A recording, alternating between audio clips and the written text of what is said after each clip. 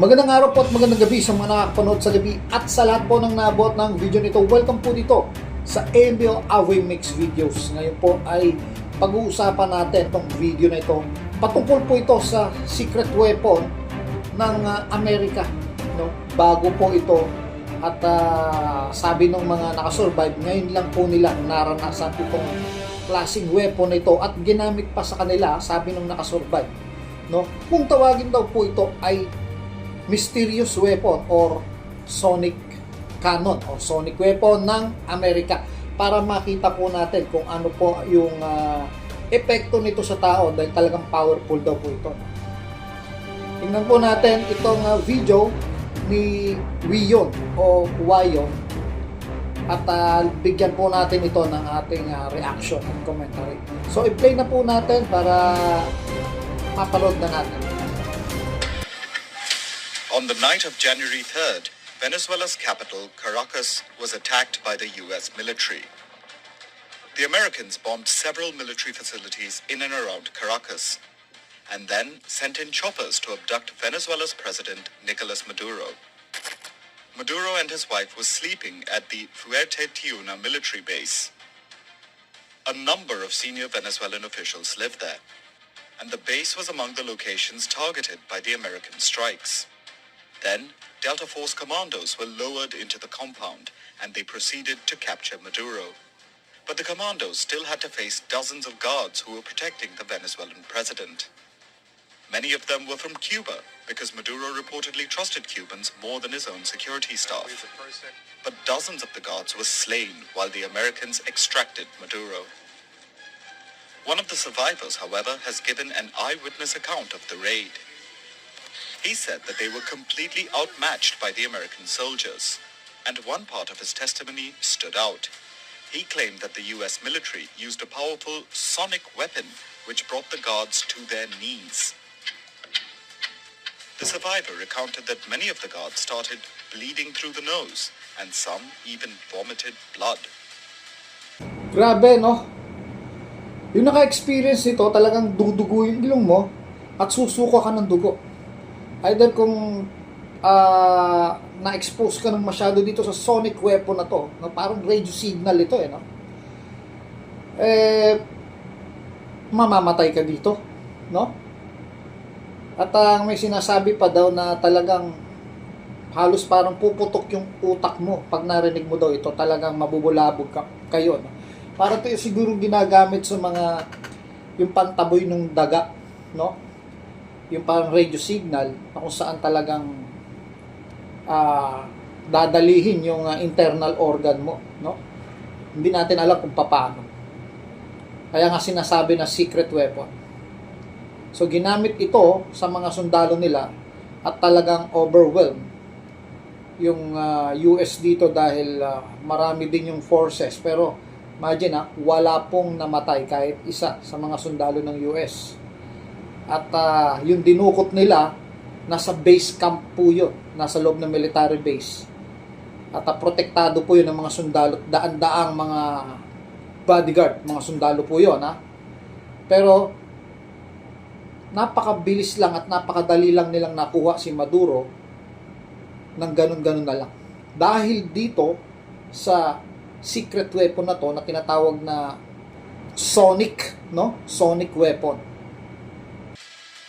He said that the trigger was an intense sound wave, and when he heard it, he felt as though his head was exploding from the inside.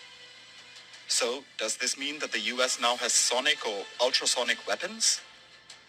Ones capable of incapacitating large crowds?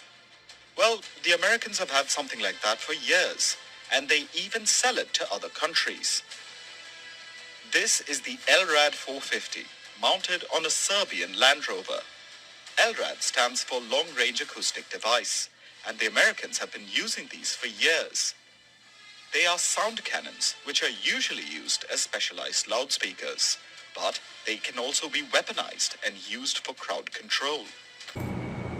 Ito nga yun, ano? Parang alam ko, may na-vlog na ako dito, no?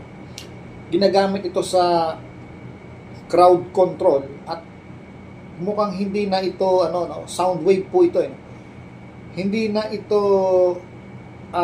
sorpresa kasi may binibenta na silang ganito eh. May mga naibenta na sila. Maaaring ginamit nila ito or pinalakas pa nila, no? Something like nakatulad nitong device na ito, tapos pinalakas as a weapon. Yun po yung ginawa, kaya hindi nakaporma yung mga bodyguard ni Maduro na mga sundalo din. This is a video from Serbia taken during protests back in March 2025. These were anti-corruption protests, but suddenly the protesters started running away, and there was a stampede.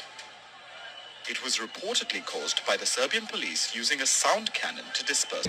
Ito po yung sample no ginamitan ng ganyang klase no. Na-disperse agad yung tao no. So sonic po ito, so sound waves. Sound cannon to disperse the protesters. Many of the demonstrators later complained of headaches, ear pressure, and nausea. But Serbia denied using the sonic weapon on the crowd. Its use as a crowd control device is banned in many countries. China also has similar devices. They were used against protesters in Hong Kong back in 2019. Thailand was seen deploying the device as well, which was used against Cambodia last September.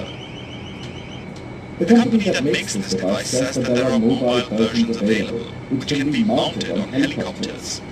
If these are the sonic cannons that are for sale, that are publicly known, what does the US military have access to? And could an advanced version of the sound cannon have been used in Venezuela? US Press Secretary Caroline Levitt highlighted a social media post which contained the surviving Venezuelan guard's account of the raid. Is that an admission by the White House? So yun nga po yung weapon na sinasabi nilang maaring ginamit dito sa paghuli kay Maduro. No, pero hindi pa gano'n, no? Hindi pa 100% na gano'n ngayon kasi pang crowd control po 'yon, no? Para maalis yung tao. At ginamit na yun dati sa mga ibang pagkakataon, kagaya ng nakita natin kanina, at na-experience nila na parang sasabog daw talaga yung utak nila, masusuka sila. So something like ganon, no? Pero dahil yung operation is mukhang delikado at madugo, mukhang amplified po 'yon at mas long range, no? Yung sonic wave na 'yon. At tingin ko hindi 'yun basta crowd control lang. Isa yung weapon talaga. Masasabi mong secret pa rin, ano? Kasi sinasabi dito na parang katulad nun o kagaya ng gano'n. Kaya malamang sa malamang meron din po yan dito sa Pilipinas. Kasi napakarami na pong pinasok dito ng mga US intelligent warfare, no? Dito sa Pilipinas. Lalo't lalo na malapit tayo sa China. Maaring meron yan dito sa Pilipinas. In fact, parang nung hinuli yung panahon na hinuli si Kibuloy, parang tingin ko ginamit yung ganyan no? Para palabasin yung tao doon sa area at mabulabog, mapilitang lumabas. Merong nagsasabi na ginamit daw yan doon, pero not sure, no? Hindi ko sinasabi na kung meron talaga tayo niyan. Pero US, meron po yan. Imagine po kasi yan po ay nakaban po sa ibang bansa. Hindi po gumagamit ng ganyan. Ang sa atin po kasi dito, pang disperse tubig lang po. No? Hindi po tayo gumagamit ng ganyan. Kasi may masamang epekto po yan sa ating katawan at mukhang pwedeng may kung anong internal sa kalooban mo na sumabog. Kaya ikaw ay dudugo yung ilong mo, magsusuka ka ng dugo. No, yun yung mga possibility na maaaring kalagyan ng isang tao na gamitan ito, lalo kung matagalan. No, kung matagalan. So, yun po, no?